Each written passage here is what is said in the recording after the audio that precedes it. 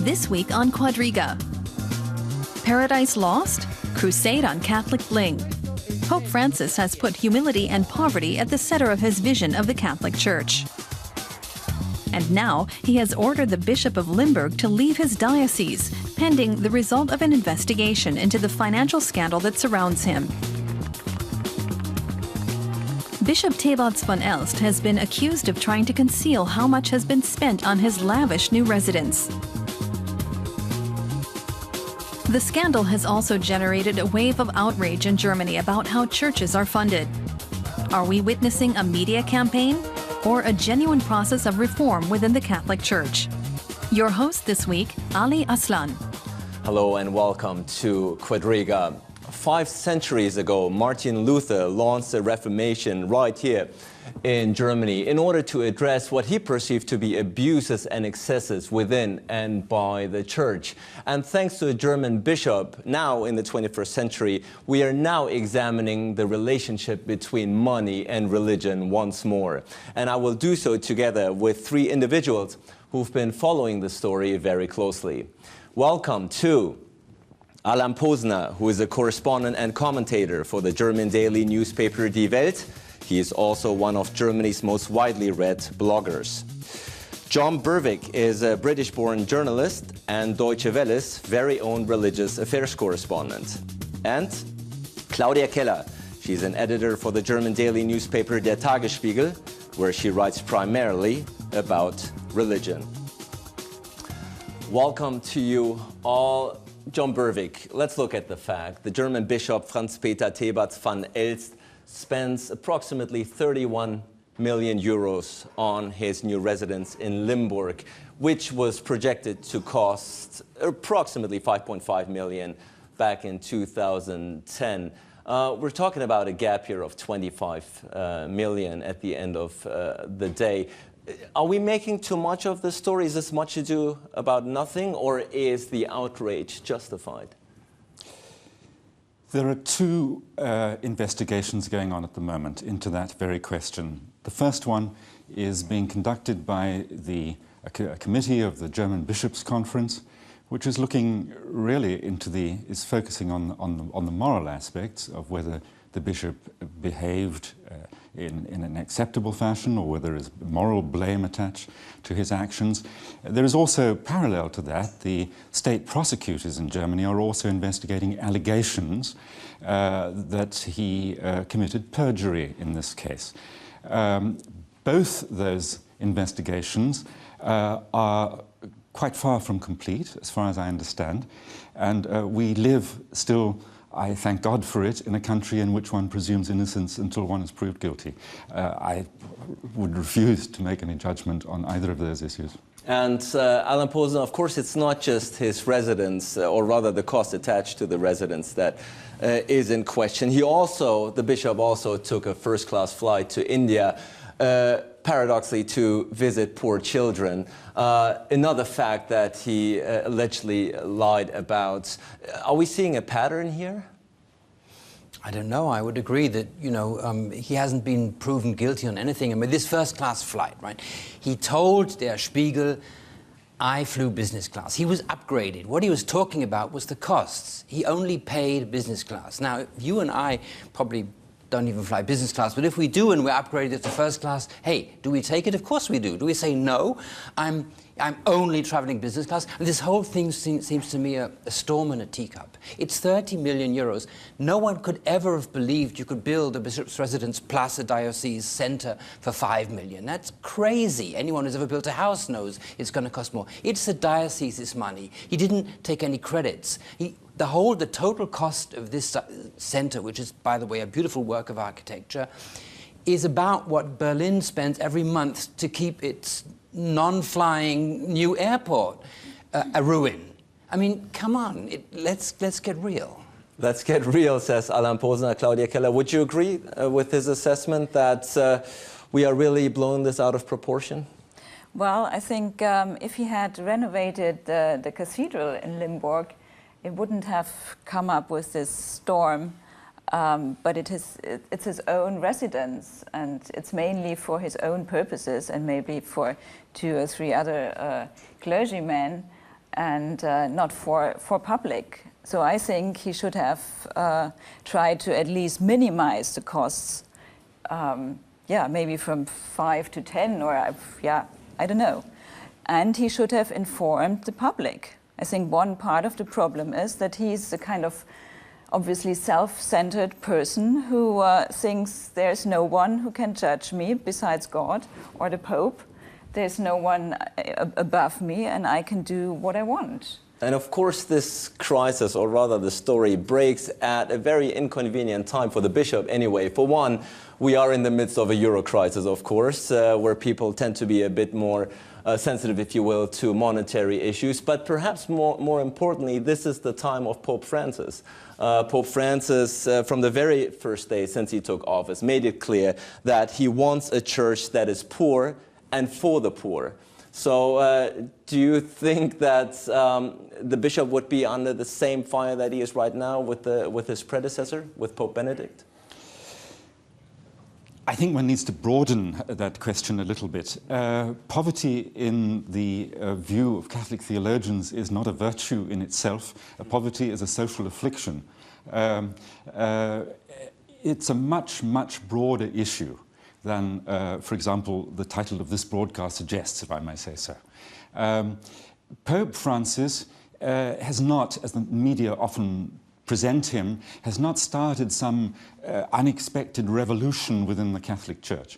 We're in the midst of a process, as I see it, in the Catholic Church that began approximately 100 years ago. Don't worry, I'll make this brief. Well, we got 45 minutes, so...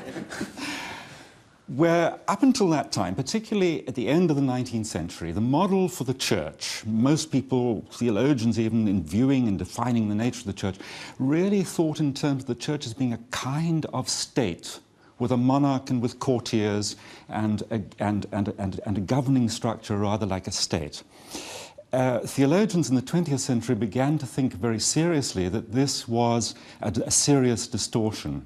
And we see that reflected in the Second Vatican Council theologically, where the paradigm changes and the church is primarily defined as being the people of God. Now that is a movement. Of course, if you've got an institution that's been around for 2,000 years, it's like having a super tank. If you want to change course, you don't do that in just 2 meters. And that has been a long process throughout the 20th century. And part of that, of changing the focus, tightening the focus on the church, is of course looking at the person of Jesus of Nazareth, who is always the criterion for any refocusing within the church. And I think in this case is. And that is part of this simplicity that is required, that is being required by the Pope and demanded of the Pope, but it's part of a much broader structure. And Pope Benedict, for example, in his famous Freiburg speech, where he talked about the need for the church to become less worldly and to renounce its privileges. That's all part of this process where we're moving towards a less clerical church and where bishops and priests need to be closer to the people. Well, certainly if that message was passed on, it did not receive the Bishop of Limburg. Now the Vatican, Alan Posner, he met with the Pope. Bishop tebartz-van had an audience with the Pope. And the result is that now he's been suspended for approximately 2 to 3 months. They call it a time out. Is this just a, if you will, funny way of saying you're out, we're just going to give you some time to declare it yourself? Well, I think it's probably an attempt to take the heat out of the issue, to take tebartz-van out of the limelight, to give the Church time to decide on the basis of evidence which commissions and so on of inquiry are going to produce. And whatever Francis then decides, it will be sort of when the whole thing is blown over. But I would take issue with what you said about, this has been going on for 100 years. I think it's quite obvious tebartz-van was an appointee of Benedict. So whatever he may have said about simplicity, in this case, he appointed someone who definitely had a different idea of what a bishop's supposed to be. And with the new Pope, Francis, who may be all in a sort of tradition, but at the same time is perceived by Catholics worldwide to be making a break, tebartz-van this Bishop of Limburg, suddenly seemed to be out of this world in a very well, in a most obvious sense. And I think he's, in a way, he's a victim of a perceived change and of expectations among Catholics that things are going to change radically. They probably won't, but I think Catholics, especially in Germany, think they will. So he's just a victim of a perception being changed, or a victim of his wrongdoings? No, he's basically, they weren't wrongdoings when Benedict was Pope. They've become wrongdoings in the eyes of the public. And may I say, not only the people in Limburg, who I think would have every right to protest, it's their money basically, but you know, Germans all over Germany, what's with these 30 million? It's not our money, you know. So it's obvious that he's a victim of a shift in public opinion. Yeah. Well, I think it's a conflict between two visions for the Catholic Church. Well, one is this, what Francis called the egocentric church, a monarchy, a hierarchy, with the Pope on the top and then the bishop underneath, and then there's nothing before the Catholics come. And yeah, a very self-centered, mundane kind of vision. And on the other hand, Francis' own vision for the church, and outgoing, listening to the people, also admitting doubts he has, searching for new ways rather than knowing how it has to be. And so I think this is what makes also this story so big, that there's a row between these two visions of the church. I think it's, forgive me, but I think it's grotesque to suggest that there is a huge difference between Benedict's views and Francis's. Not that I'm saying that you are saying that, but this is the way it is generally presented in the media, as though there's been an absolute break. It's simply, I can only conclude that most of my colleagues have never read the encyclicals of Benedict. His first encyclical, when he went to became Pope, was on love.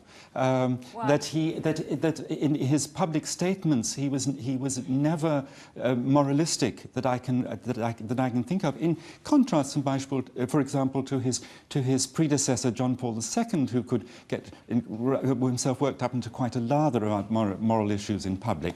Benedict never did. And as I say, the Freiburg speech, which in Germany is really an absolutely key speech, I think, to understanding Francis. Francis has not begun a new process. He was elected by the cardinals. That means, by definition, the majority of the cardinals in the consistory, who knew him well, knew what they were voting for.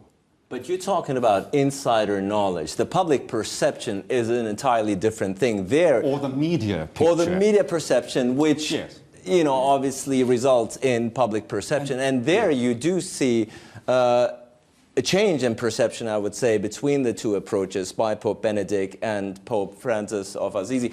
Now, is this, at the end of the day, we're looking at the media, because you've mentioned the media, this story has not only played well and has been given extensive coverage in Germany, but also abroad. So this is an issue that Catholics worldwide are taking notice. I think but obviously it's been particularly in Germany, but it makes, for many people in the media, of course, in the days of 30-second news. Well, we got 45 minutes, so in this sense... It's an attractive story for journalists. But I think the role of the German media is something that I think we as journalists really need to examine our consciences about. There has been a very disturbing, for me, very disturbing development in German journalism over the last 5 years or so, in which the media has tended to hunt as a pack. I'm not defending the church in saying this. My own personal view, let me just say in brackets, is that this centre should not have been built, and that very serious mistakes were made. But if I could just refer back to another instance, a very prominent one, is the former president Christian Wulff, who was accused of corruption, of abuse of his office, and before there was any serious investigation into it, the media, there was trial by media, and his situation had become so difficult that he had to resign from office. He couldn't exercise his office, not because he was guilty or not guilty, that was not the issue, but because the media had so persuaded the public he was guilty that he could no longer function. I could quote other examples, the former Education Minister, tebartz-van, and I could mention more. Former Defense Minister, Gutenberg, and so on. And that's why we here on Quadriga want to distinguish ourselves with an in-depth discussion where all opinions are represented. Claudia Keller. Well, but I think in Limburg it was the other way around. I mean, it was were the Catholics who demonstrated against the bishop and collected signatures against him. You remember this was in May or June. Yes. And 40,000 signatures, which of course is a significant number. And then the media came and started to talk about this and to write about that. And indeed, the people of Limburg are not amused about this particular incident, as Claudia Keller has correctly pointed out. They have their own view and their own opinions. Let's have a quick look. The bishop has created a climate of fear. He has an authoritarian style of leadership, and he's been irresponsible with money. The bishop's residence is excessive, and he built it on a foundation of lies. We are the church. The system isn't working. It's high time that something was changed. And I don't mean just the one individual, I mean the church. I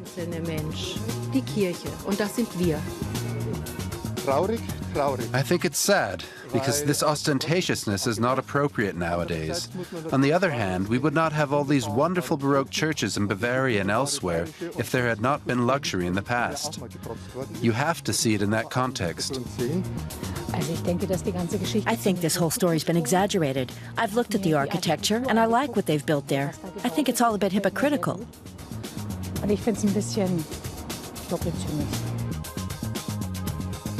Well, Alan Posner, you just heard what the people of Limburg had to say about this scandal. But let's touch upon what the last woman in particular said. She says it's all hypocritical. In fact, you go one step further in your blog. You call the criticism, the campaign against the bishop, even unchristian. Why?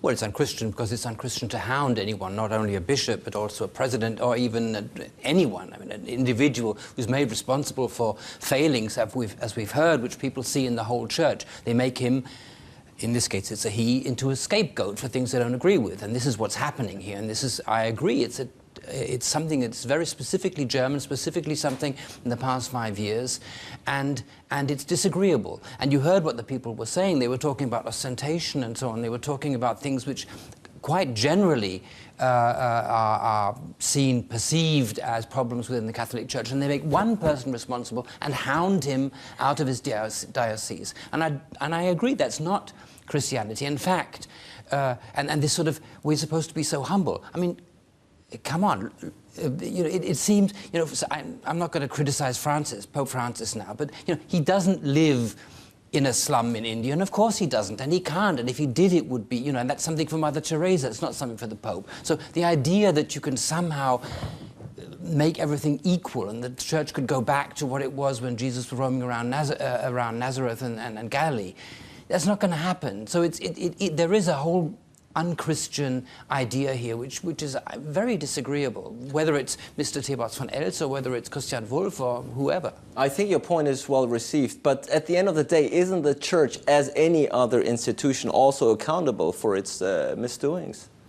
Well, of course the church is accountable for its misdoings, primarily, of course, to its members or to those who pay dues, who pay taxes, church taxes. I've always said that as someone who doesn't pay church tax, I'm not going to criticize things inside the church. If they want, you know, if the Catholic Church has the rule of celibacy for priests, it's not for me outside to criticize that. It's for the people within the church to criticize and change the rules. So, and what is really disturbing here isn't that the Catholics in Limburg were critical of their bishop. It's that Germany rises up in arms to criticize someone because he had a first-class flight to India, got updated, and because he builds a residence which is slightly more expensive than it might have been. Well, the term slightly when it comes to 25 million euro might be all relative, but Claudia Keller, the Catholic Church in particular, also in Germany, has not really had a good run recently, has it? For one, obviously, the sexual abuse by priests story. Then a court decided that churches can deny the right to religious rights, namely Holy Communion and religious burial, if one is not paying the membership tax. And now this story. Is there any light at the end of the tunnel? And of course, they're losing members. The Catholic Church is losing members rather rapidly. Do you see any light at the end of the tunnel for the Catholic Church in Germany? Well, that they lose members is mainly due to the demographic change, and but not only. But I think they lost a lot of credibility, and this is where the problem started, and it started before 2010 with the upcoming of the sexual abuses, and because the gap between how people, even faithful Catholics, live their lives and what the church preaches, this gap widens more and more, and people don't understand anymore. You know, we're in a democracy here, and Catholic Church is a monarchy. So why can't we put in this synodal moment, which is a part of the Church? Why can't we strengthen this again? And why can't we? Why do the bishops listen so less to us? And and don't look on this widening gap. I think that's an excellent point, actually. But I think the main point is this, that the Church, having lost its power as a state, so to speak, has reinvented itself, if you will, as a moral institution. We set up, we say, you can't do this, you can't do that, you can't do... And not only for its own members, which is fine, but for everyone. So when it is then perceived as not being moral in itself, when priests abuse young children, or when a bishop becomes too ostentatious, then the whole thing crumbles. And this is the whole problem of the modern church. Actually, it should be about, love of God and what happens in the afterlife and how do you go to heaven. It shouldn't be about, behave, do this, don't do that, and we're in this commission and that commission talking about the ethics of this and the ethics of that. So I think that the real problem is actually here that the Church has become sort of a semi-state moral institution instead of being... a religious institution. Yes. Exactly. John Berwick, how to solve this dilemma then? Well, you already know, I think the Church is in a process, as I was saying earlier, the Church is in a process of becoming less clerical. I find it very interesting reading statements by Pope Francis on a number of different issues, how often this word comes up and how allergic he is to the idea of clericalism as an ism. And this is, of course, something that has grown over centuries, and it is, I'm afraid, in my view at least, I'm going to be rather controversial now, I think it is really quite directly related to the tradition of celibacy, of a celibate clergy. That has created a priestly caste within the Church, which removes the priests very strongly from the rest of the faithful.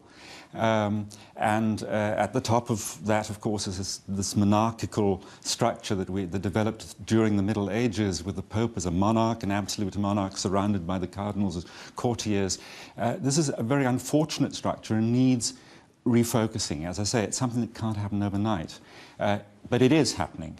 And I think that one has to exercise a little bit of patience with it as well.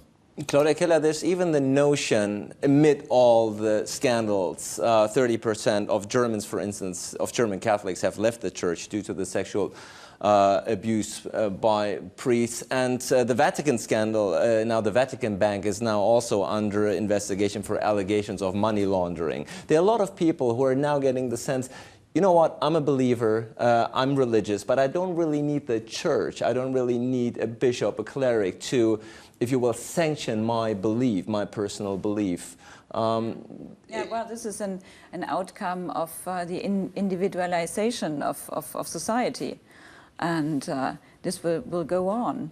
And there is this very bad attitude towards all kind of institutions, towards the parliament and towards the churches. And I think this is a very ungood tendency, because to live your faith, it needs others to share it with, and it's not just a wellness thing for my own. Has the issue, has the topic and the crisis around Limburg shown that perhaps the church needs an independent financial regulator? Yeah, well, basically, this is a point where I think the church could become a bit more worldly and to open the books and the different cash boxes and to be more transparent. And they should have done this much earlier. I mean, it's not against Catholic faith to open to have more transparency. Well, that is true, but I think it's not a case of this box and that box and institutional reforms. They're going to happen, that's good. But it is a case, I think, of this tendency to distrust institutions and to become more private about religion. And I agree also that isn't going to work. One of the, we had reformations before. You said it when we started. Martin Luther started with, protesting, by the way, against a very expensive building, St. Peter's in Rome, and the way it was funded, and now we all go there as tourists and we love it, right? So, things change, but at the time, he didn't just protest against an institution, he created a new institution, the Protestant Church. Now, and actually he was a fundamentalist in many ways, Martin Luther. And there was a fundamental sort of revitalization of religion. Nothing like that is happening now. People are leaving the church and they're saying, okay, I can be a religious person by myself, but of course you can't. So it's Europe, or you take a bit of Buddhism and Protestantism. Sorry, you're totally right. Of course, in the Muslim world, for instance, or in Africa. In Africa, I spent a lot of my life in Africa. The Catholic Church in Africa, of course, is vibrant. It's very much a church of the people, and where there is huge enthusiasm. And in vast parts of the African continent, the Roman Catholic Church, not simply as an institution, but as a community, the Roman Catholic Church is probably the only really well-functioning non-governmental organization. The schools, the clinics, everyday life, the care for the poor functions, and that is the face of the church that most Africans see if you talk to Africans. They are nonplussed by our discussions about the need for individuality and the authority of the bishops. And who should take care of all these, of the poor people and education, if not the institution? Yes. Indeed, the Bishop of Limburg was on his way to visit some projects that his diocese was funding in India when he was on this much-discussed flight.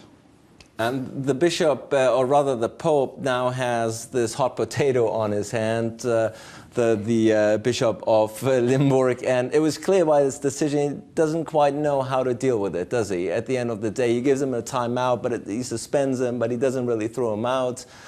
Well, what should he do? Because I think there's something really at issue here, and this is the question of the authority, papal authority, and the authority of the Church. Does the Church, when attacked by the media, hounded by the media as it was during this crisis and has been, does it then subject itself to the court of publicized opinion, or does it say, look, we have our own rules. It's bad enough that the president of Germany had to climb down after being vilified in the press, but at least he was a sort of a civil elected, or not elected by the people or by representatives of the people. But that's not the bishop is not elected. He's not elected official. He's not responsible to us, the press. He's only responsible actually to the Pope and possibly to his diocese. So if we the press, could hound a bishop out of his office, that would be a very dangerous precedent. Let me ask you this, though. You have, as I said before, you have called the criticism, the mass campaign against the bishop, unchristian. You're saying he slightly, perhaps, overdone the expenses on his residence. So we should just, you know, let him off the hook? Is that your suggestion? It's more the tone, you know. I think he has things to answer for. But I mean, you know, urban legends like his bathtub cost 15,000 euros. It actually cost 3,500. That's still a luxury bathtub. But even you and I would have to pay something like 1,000 to get a bathtub installed. Even, you know, so these things get overblown. And this prying into his private life and the sort of innuendo that goes with it. I mean, you only have to look at him. You can see that this is a very problematical personage, but there's all this sort of innuendo about his luxury and this and that and the other, and I just feel that if he's someone who's made a mistake, the Christian attitude would be to say, okay, you've made a mistake, let's talk about it, and then we forgive you and move on. That's the point. But this is not, you know, in a supposed Christian country like Germany, this is not happening, and it actually hasn't happened within the Christian Catholic Church. Actually, Francis is probably the first person who's behaved towards this poor guy in a Christian manner. Well, but I think he can't come back to Limburg. I mean, the bishop can't be the bishop in a diocese where nobody trusts. I think we have to be careful here. We can't say nobody trusts him. That's a lot of people don't trust in him anymore, and where he lost so much credibility. I think you'll put your finger, if I may interrupt, I think you'll put your finger on something very, very important. This is not ultimately, I think, the question of the future of the bishop is not ultimately going to be a question about the expense, the money, whether it was right or not. The question from a theological and from a church point of view is whether this man, through his own fault or through the fault of others, or a combination of the two, has arrived in a situation where he is so divisive that he's not able to fulfill his functions. If that is the case, then he can't go back. If the emotional wounds that we see in the diocese are such that the Pope feels that he's not the right man to go back and heal those wounds, then he will not go back to his diocese. But that should not, I hope, that this will not be interpreted as by the media simply as some kind of grotesque punishment. That's not what it's about. I agree entirely with Alan. That's not what Christianity is about. Right. Would you like for him to stay on? I personally, I say this with the reservation that I am not fully informed about the case. None of us are. I personally, as I indicated, I have the feeling that he's not the best person to go back and heal these wounds. But that is partly because the case has blown up into such a huge, one has to say, international issue that it's very difficult to imagine him going back, simply moving into that residence and carrying on life there. And indeed, can this be rolled back? The Pandora's box has already been open on this issue. We heard the people on the streets in Limburg being very critical about his misdeeds. Any way for him to save face and go back to his old function? I don't think so. I don't think how you could close these gaps that are obviously there in the diocese. I think the Pope should open, or there should be a transparency on the outcome of these different commissions who are about to clarify what happened, and in a merciful way give him a new function. I mean, he hasn't abused children, so there are a lot of differences. So why not giving him a different duty? How big of an embarrassment is this to the German Catholic Church, to the Catholic Church in Germany? How big of an embarrassment, how big of a problem is it, Alain Posner? Well, it's become a problem. It's become a problem, and obviously it's not just a media creation. You have to say this. We can't, as media, we're all in the business, we can't create something out of nothing. Sometimes we try, it never works. Mm-hmm. So there's, right? So there's a groundswell of anger and the wish to hound down people. And it's not just the church, it's people in authority, it's institutions, as you've mentioned. I think possibly if people could, they'd also go after journalists. There's some deep anger within the German people that isn't being expressed by any other means. And I'd actually like to, maybe it's because, for instance, we don't have a populist party that is against the euro, like in other countries. Well, we do now. well, they didn't get into parliament, right? It's stuff like this, you know. I think the church is in some point a protection surface for whatever frustrations there are in these countries, in this country. I don't know, against capitalism or against whatever. It's very interesting that you pointed out, because my question would be to all of you. You think if we'd be talking about another country, do you think the bishop would have gotten a much more lenient treatment? If this had been in Great Britain, in France, Italy, Spain? I don't know. I mean, in the 80s at least, I don't know whether it's still the case, but when I was living in London at the time, I know that at that time, for example, the Anglican Church was the largest landholder in London. It didn't seem to bother anybody. I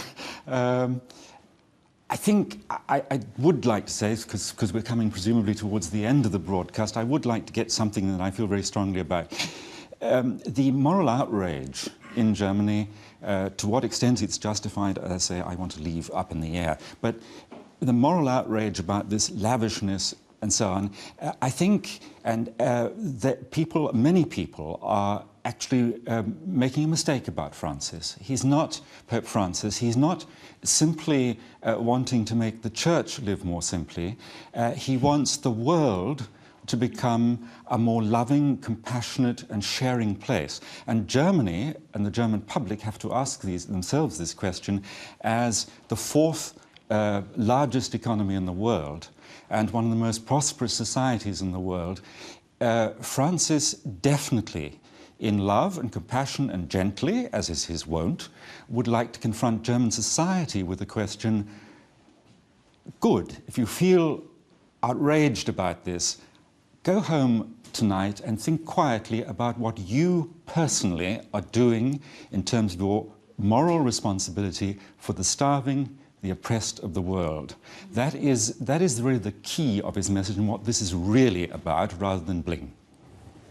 Well, I probably agree, though, as someone who's criticised the previous Pope intensely.